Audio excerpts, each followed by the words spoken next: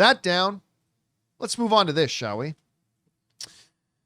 Every year, we all have movies that we thought were going to be really good and then end up disappointing you. 2024 has been particularly bad for that for me. I mean, how excited was I for Joker 2? How excited, maybe not a lot of you were, but I was super excited for Venom 3. You know, and there have been others. There have been many others that I was really excited about and looking forward to. Now, one of the films that I surprisingly have been enthusiastic about is Wicked, because they've shown us presentations 2 years in a row at CinemaCon in Vegas for Wicked, and the presentations have blown my socks off. They've been really, really great. Now, I am not the target demographic for Wicked. I am not a Ariana Grande fan, anything like that. And to be honest, there have been a few things that have taken place off camera that have kind of turned me off. Recently, I was kind of pissed off as a fan by that whole Cynthia Erivo situation, you know, blasting the people making the fan art. She walked it back. I respect that, but still, that kind of pissed me off.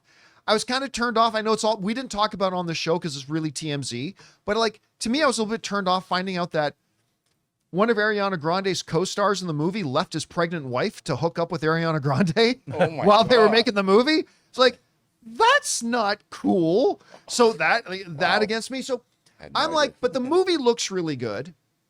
So I'm expecting it to be good, right? But being that I am not the demographic, I was only kind of willing, going in, ready to not like it, ready to like it. But probably not willing to admit it would be certain levels of good if it was, right? If you're anything like me, and I know a lot of you are, Wicked is way better than I want to admit it is. And it's way better than a lot of you are going to want to admit it is. Because if you're like me, and this isn't your cup of tea normally, and this isn't your demographic, and you're not the demographic for this movie, and you're not the target audience for it, and you're not really into Ariana Grande or anything like that, there's only going to be a certain amount you might be willing before you see this movie to go, well, maybe I'll say it's okay. This movie is way better than you're going to want to admit it is. I was floored by this movie. Within the first 5 or 10 minutes of watching Wicked, I was flabbergasted by how much it felt like old school Hollywood filmmaking, with the cinematography and the sets and the number of extras and the musical numbers. Like, I was sitting there and I'm like, it's not just me, right? Like, this feels like old school Hollywood filmmaking. You know, the type of shit my parents and grandparents watched and that we all watched on VHS tapes much later on. So I was kind of completely taken aback by that. I knew the singing in the movie was going to be top notch, because although I'm not particularly an Ariana Grande fan, the girl can sing. I may not like her material. I may not like her songs. The girl can sing. I mean, she's a flat out remarkable singer. She is. And Cynthia Erivo, Emmy winner, Tony winner, like all that, Grammy winner. Like, you know, she got pipes. So I knew the singing would be good. I'm going to say this right now. Cynthia Erivo, who is great in this movie, but everybody kind of expected her to be great. Guys, I have to admit right now, Ariana Grande in this movie is a revelation. She didn't just sing her guts out. She was fabulous in the role. And I traditionally am very anti, don't put pop stars in movies. For musicals, I get it because you need singing, blah, blah, blah. But I'm like, blah, blah, blah. Ariana Grande is a fucking revelation in this movie. Her portrayal as Galinda was charming, and her comedic timing and her charisma. I did not want to come out of Wicked singing Ariana Grande's praises. But if I'm going to be honest, holy shit, I got to sing Ariana Grande's praises. She was way better. I mean, the singing I expected, but the acting was on such another level than what I was expecting it to be. And Cynthia Erivo, I mean, again, Grammy winner, Tony winner, Emmy winner, like all that kind of stuff. We expected great stuff. She kills it as Elphaba. She kills it as the Wicked Witch. And you remember I was talking a little bit earlier in the show about Pixar, the Pixar movies that really work are the ones that get you emotionally attached to the characters. She got me emotionally attached to Elphaba. I honestly felt emotion for the character. And like every time I turned to my wife, Anne, last night, she was in tears. Like 90% of the movie, Anne was like, like it was like in tears. And the cinematography, every frame of this movie was a work of art. It was visually a feast to look at. It was just utterly gorgeous to look at. The interior shots, the exterior shots, the wide shots, the small shots. Hell, Peter Dinklage does the voice of a goat, and even like his little goat's house was like gorgeous. It was beautiful. So on a cinematography, I give this movie a 10 out of 10. I don't give ratings to movies overall, but just on a cinematography thing, 10 out of 10. Like it was an absolute, it was a triumph of filmmaking. Then as a musical, musicals are so bloody hard to pull off well. And granted, they have the advantage of the stage play, but hey, we've all seen great stage play musicals try to be brought to a movie and have it not necessarily work out. My God, the translation of the stage, and I've never seen the stage play, but I can just tell you that it worked on screen, man. It worked on screen. It was so good. Most of the songs I had never heard. The only song from Wicked I have ever heard is Gravity, right? That's the one everybody, right? That's it. That's the only one I've ever heard. I am completely unfamiliar with all of the other music in it. And even though I didn't love all the songs, the scenes with the songs, even if I didn't think they were the greatest songs, the scenes with the songs and the choreography and the cinematography and the camera angles, the whole overall number they were all great. They were all great. Guys, we want to take a second to thank a sponsor of today's video, Mando. Thank goodness it is football season. It's time for tailgates, touchdowns, and Sunday cookouts with the crew. But unfortunately, along with the drinks and the food, sometimes you also bring along your odor. And that is why Mando whole body deodorant should be an absolute tailgate game day essential. And that's why Mando's the MVP. It's clinically proven 72-hour odor control, so it's perfect for long days at the game or at the bar. I'm loving the Clover Wood scent, but they've got options like bourbon leather, Mount Fuji, Pro Sport, and even unscented if you prefer to go stealth mode. I like to use it after the shower, before the gym, or even important meetings. It's that reliable. And right now, Mando's got a killer deal. New customers get $5 off their best-selling starter pack with my exclusive code Campea. That's over 40% off. Just go to shopmando, that's shopmando.com, and use the code Campea. Seriously, guys, if you want a deodorant that's aluminum-free, baking soda-free, and just works better than anything else you've tried, it's time to make the switch to Mando. So don't wait. Control body odor anywhere with Mando. Head over to shopmando.com and use the code Campea and get $5 off your starter pack. Trust me, you're going to love it. That's at shopmando.com. Go and check it out now. And you know what? We were talking on the show the other day about, How to Train Your Dragon. They really got to nail that flight scene and capture that sense of awe and wonder like they do in Man of Steel, First Flight, and whatever. You see in the trailers that at some point Elphaba gets on the flying broom, so I'm not spoiling anything. That's in the trailer.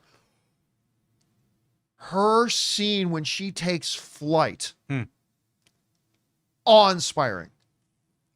As she's flying and singing, I think I'll try defying gravity. And as she's whipping around Oz on this thing, and I'm like, this isn't like, it's awe. I said that about How to Train Your Dragon Swimming. You got to feel that sense of awe. I felt this sense of awe. By the way, Jeff Goldblum doesn't come into the movie until later on in the movie, but Jeff Goldblum is gold. Michelle Yeoh is gold. But again, I cannot talk enough about what a revelation Ariana Grande was. Now, let me talk about two things that I didn't like. All right. One is the length.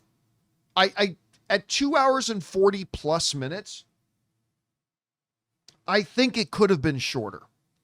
I think they could have taken a razor, shaved about 10 minutes off, like a minute here, 30 seconds there. And I think you would have had a little bit more of a tighter package. I would have liked it would have been a little bit shorter.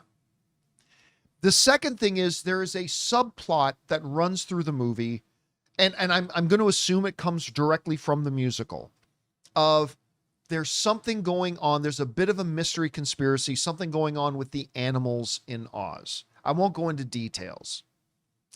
As a subplot, I didn't really care about that. I was really just much more focused on the main gist, which was Galinda and Elphaba and their relationship and their evolution and their journey that was going to ultimately take them to Oz. That, to me, was the main gist of it. The little subplot about what's going on with the animals, I didn't really care about, to be honest with you, so I'll give it that. But listen, John M. Chu, he ain't just the guy who directed that Justin Bieber documentary anymore. What was it called? Never Believing Stopping on a Dream. What was that name of that thing? Never Stop Believing. Never Stop Believing. Don't Stop, Never Stopping. Whatever it was. Like, he directed that and he's like, but he's way beyond. Then he directed Crazy Rich Asians and he's done. Look, he is a director for us to watch. Yeah, he's established now. What he did in this film is remarkable. I expected to like Wicked because of all the stuff I saw at CinemaCon. I expected to like it. I never thought I would come out of that movie going, oh my God, I can't wait to see what Ariana Grande does next. Because I ain't that guy. You are. I am now. I never expected to come out of this movie and go, I want to go back and watch that again. So we're thinking, like, we're already in November. We're through the year. We're thinking probably cinematography nominations and directing nominations for sure, huh? Okay, first of all, Ariana Grande and Cynthia Erivo are both going to get nominations. We already know that. But this brings up a really interesting point. Remember, we talked about this a few weeks ago, that they already kind of revealed that they're going to push out Cynthia Erivo for lead actress, and they're going to push Ariana Grande for best supporting actress. That's bullshit. Galinda has more screen time than Elphaba does in this movie. I think she has more dialogue than Elphaba does. Again, this just highlights the fact that the Oscars need to change their rules. Like, well, we just, let's nominate Ariana Grande for cinematography. She wasn't the cinematographer. Yeah, well, she wasn't the fucking supporting actress either. They're both leads. Anyway, that aside. Again, Grande, a fan. And by the way, I'm going to spoil one little thing. Hold on. Justin Bieber thing was Never Say Never. Never, thank you. Never say never. I just didn't want to give. I appreciate that. Justin Bieber, Never Say Never. All right. I am going to spoil one little thing. Okay, spoiler thing. This is going to small detail, okay? But if you don't want to hear this one little spoiler, mute your computer, okay? And by the way, if you've never seen the Wicked stage play, you won't care about this. But okay, and then unmute it when we take the spoiler alert down. Okay, ready? Mute. Of course, the original Broadway Galinda and Elphaba are Adele Dazeem, also known as Idina Menzel, and Chenoweth. What's Chenoweth's first name again? What's that? Yeah. Kristen Chenoweth. Yeah. Are Galinda, and they have an appearance in the film. They give them an appearance and a big musical number, which is pretty awesome, because when they popped up on screen in the movie, you could tell everybody in my theater who was familiar with the musical, because they're like, ah! Like when they pop up. So that was good. Okay, you can take down the spoiler thing. I can't believe that. That's insane. It's amazing. Did they really bring Wolverine in? I know. Yes. It's nuts, man. So this is part of the MCU? Oh, shoot. There's no point. Listen, so the story is great. The characters are wonderful. It's not my cup of tea, but the music is great. The cinematography is breathtaking. She did in the Heights and Tick Tick Boom, the cinematographer. Oh, really? Yeah. Oh, that tracks. That completely tracks. It felt like grand scale, old school Hollywood filmmaking at its finest. Guys, Wicked is a great movie. And it's better, if you're like anything like me, than you're going to want to admit it is. Because it's better than I wanted to admit it was. It's fabulous. It's really great. And, we all know at this point it's part one. it ends apparently exactly where the intermission happens That's what I figured. in the stage play, right? Yeah, I figured in the that. stage play, Act 1, and it's 2 parts. Act 1 ends with the big gravity number. No wizard that ever is or was ever gonna hold me down. Boom, end credits. Gravity. Gravity. And you know what? Going into it, knowing it was a part 1, felt that there could be a danger of it having a Lord of the Rings Fellowship of the Ring ending problem. Where like it ended, Lord of the Rings Fellowship of the Ring. Yeah. Well, Mr. Frodo, there's Mordor, the place we've been trying to find. Credits roll. Yeah, and the everybody in the dragons are theater's just like, like- what the hell? What? That's It's what like, it is. it's right there. This movie ends on this super crescendo. Wicked ends on this super crescendo that feels like a natural breaking point, right? Right. So it ends and the credits roll and you're on a high. And so that part worked. I was a little bit worried about that. Guys, why couldn't Joker 2 have worked out like this? Why couldn't Venom 3 have worked out like this? But Wicked is fantastic. I got to give it all the flowers in the world. And I'm sitting here saying, I cannot wait to see part 2. Can't wait. Anyway, yeah. So I don't know. Like this is not my kind of. Are either you guys have you been interested? No, in I seeing mean, this? Gladiator 2 is probably more on my list, and then Yeah, I'm seeing that in 3 hours. and then this was like on my radar, but with all the reviews and then your take from this, like it's probably definitely on my go-to because this month already is sort of like dry, but I'm kind of looking forward to it now. The Wizard of Oz story always interested me. I'm not afraid to admit that. I don't care. Oh, we all grew up watching Wizard of Oz. Absolutely. So hearing about this story, how this, when I first heard about the play and what the story behind the play was, something like this I was always been interested in. I mean, I'm not excited for it only because there's other things I'm excited for that surround it, but it's good that people are liking it. I mean, it doesn't matter. Like if it's a good movie, it's a good movie. Right. I'm always looking to expand my what do you call it? Taste. Your And expand musicals- your borders. Yeah, and musicals have always been a problem for me, only because like to get into a theater to watch a musical has always been difficult for me to motivate myself. This feels like one of the ones that will break through that little guard I put up. Just because I've never been a fan. I've never seen anyone that I really enjoyed. Maybe the Tick Tick Boom, was that a musical? With Andrew Garfield? Where it was kind of where it splashes a little bit of music into bit. it. I mean, it had a lot of music. I don't know if I call it a musical, Yeah. but it definitely is close to it. Yeah. But where singing is actually telling the story, I have Yeah. trouble following sometimes. Gotcha. And that's Speaking why of- I have a problem with And it. and I think a lot of people are like that. So there are going to be people out there who just aren't interested in Wicked because of that. And that's perfectly a legitimate reason not to be interested. But I'm just telling you guys, this movie is high level filmmaking. Like from when you break down all the disciplines that go into making film, this movie is high level filmmaking. And I'm really impressed It by kind of feels like with what you're saying and being a film enthusiast myself and all facets of film, like, when you're watching a film, you're doing the same thing. You're looking at the editing, cinematography, the acting, the story, the script. So that alone just draws me towards this now. But Ray brought up something, and I want to ask you, John. He said, movies that music and singing have kind of pushed the narrative. Right. Was there singing in your audience? No. I'm glad you brought that up. So a lot of people, somebody wrote into the show yesterday. One of our viewers wrote into the show yesterday asking, like, I'm a little bit nervous because I want to go and I want to hear Cynthia Erivo and Ariana Grande and the cast singing. I'm really nervous. I'm going to go and a bunch of people in the audience are going to be singing along and ruin it. You know how in a movie, if you're at least in a good movie theater, the movie theater will start like with a message. Remember, folks, don't talk, don't text, silence your phones, And all drink that Coke. kind of stuff. Well, they had one before Wicked played, but it's Jeff Goldblum's voice. Yeah. And go, remember everybody, don't talk, don't text, don't sing. Let people enjoy the movie. So they actually had Jeff Goldblum telling the audience, guys, don't sing along. They're going to have, wherever you live, they are going to have special sing-along screenings. And I bet those are going to be a ball to be at. I guarantee you it's going to be at the Hollywood Bowl. Oh, for sure. 100%.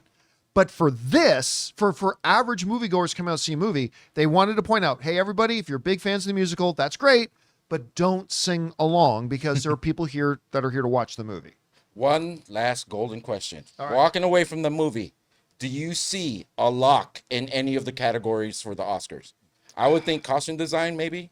Oh, costume design. Is that a lock? You think Costume design is a without seeing lock. the rest of the movies for the year? Yeah, costume design is absolutely a lock. Cinematography, it's going up against Dune 2, right? Yeah, and a number of other films like Conclave is gorgeous cinematography.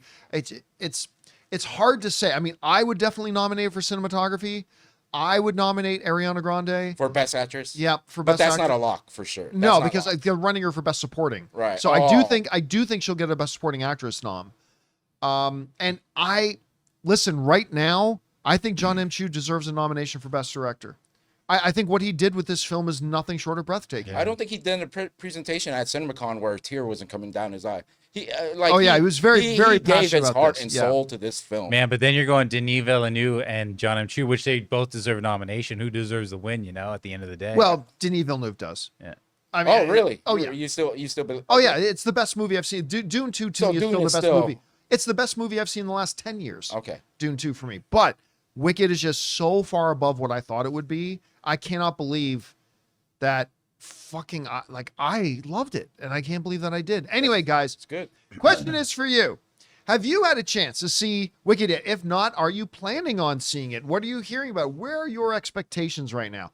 Whatever you guys think, jump down to the comment section below and let us know your thoughts. Hey guys, thanks so much for watching this video. Make sure you like the video, leave a comment, and subscribe to our channel. And don't forget, we have a daily podcast called the John Campea Show podcast, available on Apple Podcasts, Spotify, or your favorite podcasting app of choice. Go and subscribe to it today so it'll be there when you need it.